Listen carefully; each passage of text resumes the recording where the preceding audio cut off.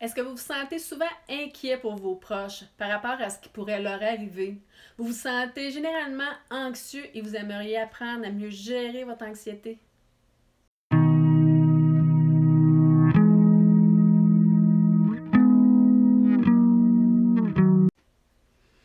Bonjour, ici Marie-Christine Savard, coach de vie, éducatrice spécialisée, auteure et créatrice des ateliers Ouvrir les portes du bonheur. Bienvenue et merci d'être là pour cette nouvelle capsule vidéo sur le développement personnel et la gestion des émotions. L'anxiété est l'émotion désagréable la plus répandue et la plus douloureuse. Évidemment, chaque personne la ressent à différents degrés. Elle peut ressentir de l'anxiété dans certaines occasions. Ressentir de l'anxiété dans certaines occasions est tout à fait normal et peut être utile. Je ne connais pas personne qui ressent jamais d'anxiété. De plus, elle peut prendre plusieurs formes à quelques nuances près, comme de la peur, de l'affolement, de l'angoisse qui est plus physique là, que l'anxiété qui est plus cérébrale, de l'effroi, de l'épouvante, une phobie, de l'insécurité, de la timidité, etc. Toutefois, l'anxiété, lorsque ressentie trop intensément, peut amener à vous conduire de façon ridicule et totalement absurde, ce qui est loin d'être profitable. D'autant plus qu'elle peut être très nuisible pour votre santé et votre bien-être intérieur, votre bonheur, vos relations avec les proches, avec les autres, etc. Voici une définition de Santé Mieux-être Québec, là, ainsi que les symptômes physiques et psychologiques là, qui sont associés à l'anxiété, avant de vous expliquer d'où elle vient cette anxiété-là. Donc, la définition, c'est une crainte dont la cause est difficile à préciser.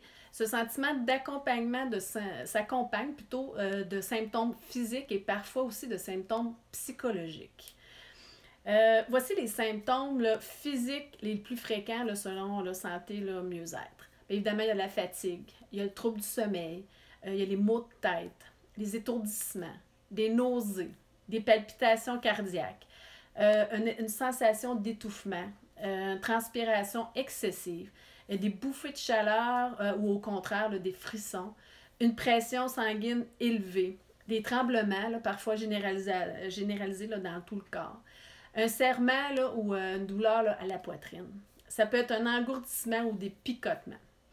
Les symptômes psychologiques les plus fréquents sont, par exemple, une difficulté à se concentrer, un sentiment d'inquiétude. C'est pas mal les deux principaux symptômes. Pour apprendre à mieux gérer l'anxiété, il est essentiel d'en connaître évidemment la cause.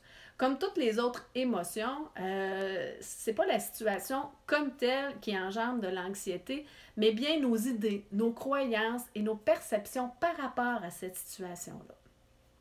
Cependant, pour que l'anxiété soit ressentie, deux idées doivent être présentes. Premièrement, un danger, une menace, il y a un danger, une menace. Puis deuxièmement, l'idée là, que je suis plus ou moins capable d'y faire face. Donc, l'idée d'une menace, d'un danger, qui est la peur, et le sentiment d'impuissance doivent être présents. Plus le danger sera perçu comme étant grand et plus on aura l'impression d'être incapable d'y faire face, évidemment, plus l'anxiété sera intense. Toutefois, si on perçoit un danger comme étant énorme, mais qu'on se croit assez compétent pour y faire face, l'anxiété là, sera ressentie avec moins d'intensité. Finalement, si le danger est perçu comme très peu menaçant et qu'en plus on se croit assez compétent là, pour y faire face, bien, l'anxiété là, sera très faible. Il est à noter que si l'idée de l'impuissance est absente, bien évidemment la personne va ressentir que de la peur, ce qui en principe ne l'amènera pas à se conduire de façon absurde, mais de façon plus profitable. Par exemple, vous dites que traverser la rue vous fait pas peur.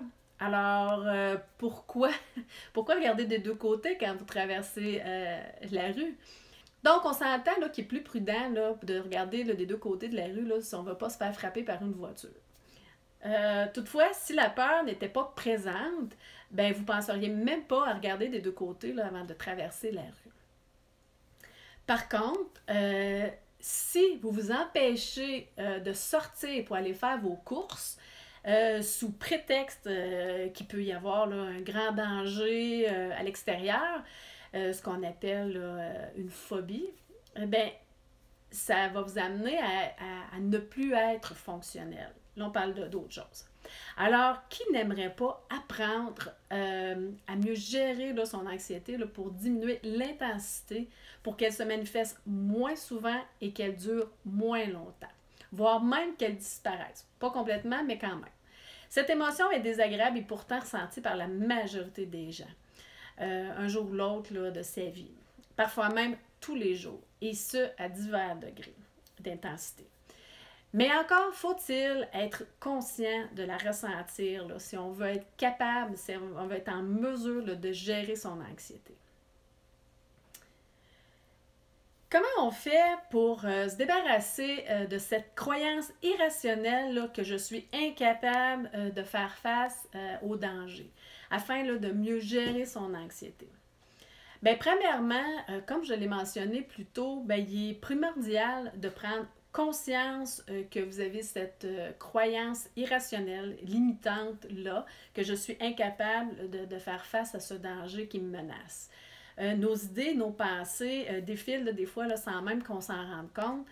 Puis il est donc important là, de prendre le temps là, de s'arrêter pour prendre conscience de ces idées-là là, limitantes, parce que ce sont nos idées là, qui déterminent nos actes, nos actions, nos comportements. Deuxièmement, ben, à la confrontant avec la réalité. C'est-à-dire que vous allez vous poser les bonnes questions. Est-ce que ce danger est réel ou irréel, imaginaire? Qu'est-ce qui me fait croire que je ne serais pas capable de faire face à ce danger-là? Qu'est-ce qui pourrait arriver de pire? En quoi ce serait si terrible ou si catastrophique si tel ou tel événement arrivait? Vous pouvez même repenser là, à toutes les fois où vous vous êtes fait ressentir de l'anxiété et que la situation là, finalement ne s'est même pas produite. Ou encore, repensez à toutes les fois où vous avez réussi à passer à travers une situation, un événement qui vous semblait là, insurmontable.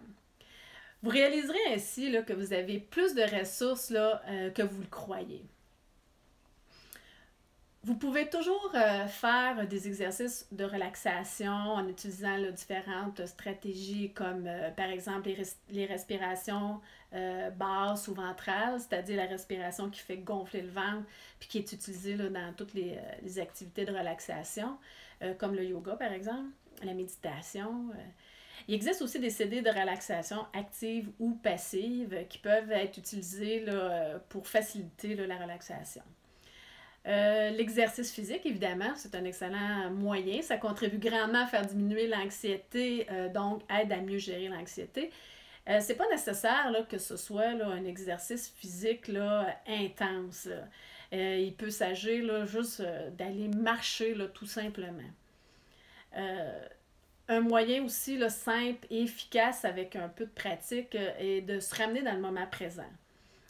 Pour ce faire, ben, vous pouvez vous concentrer sur les petites choses qui vous entourent et qui vous font du bien. Par exemple, sentir la chaleur du soleil sur votre peau, prendre le temps de goûter les textures, etc. quand vous mangez, regarder jouer vos enfants ou ceux des autres. Prendre du temps là, pour regarder là, ce qu'il y a alentour de vous, là, prendre conscience de tout ce qu'il y a alentour de vous.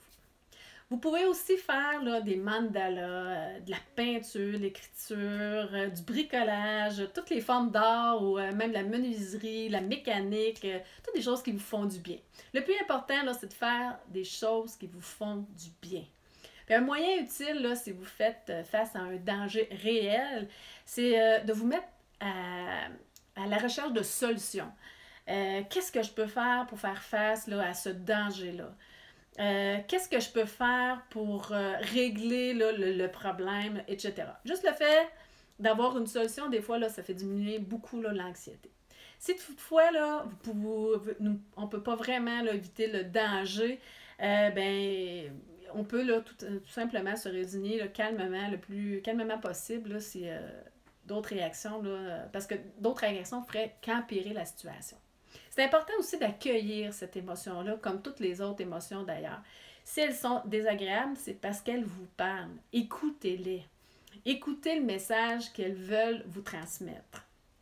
En résumé, il existe plusieurs moyens là, pour gérer son anxiété, comme les exercices de relaxation, l'exercice physique, puis toutes les activités là, qui vous permettent là, de vous ramener là, dans le moment présent. Il y a aussi se mettre en recherche de solutions.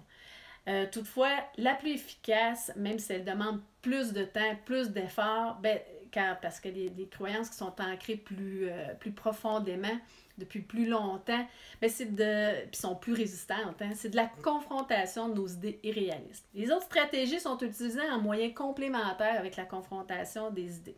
N'hésitez pas à l'essayer. J'espère que cette capsule-là vous a été utile. Pour d'autres capsules et des articles là, en lien avec le développement personnel et la gestion des émotions, si vous voulez en connaître plus sur les services de coaching que j'offre, mon livre 10 clés pour être heureux ou encore sur mes ateliers en ligne Ouvrez les portes du bonheur, visitez mon site au www.relationaide.net. Vos questions, vos commentaires sont toujours les bienvenus. Simplement me les écrire juste sous la vidéo et ça va me faire plaisir de vous répondre. Sur ce, je vous souhaite une excellente journée.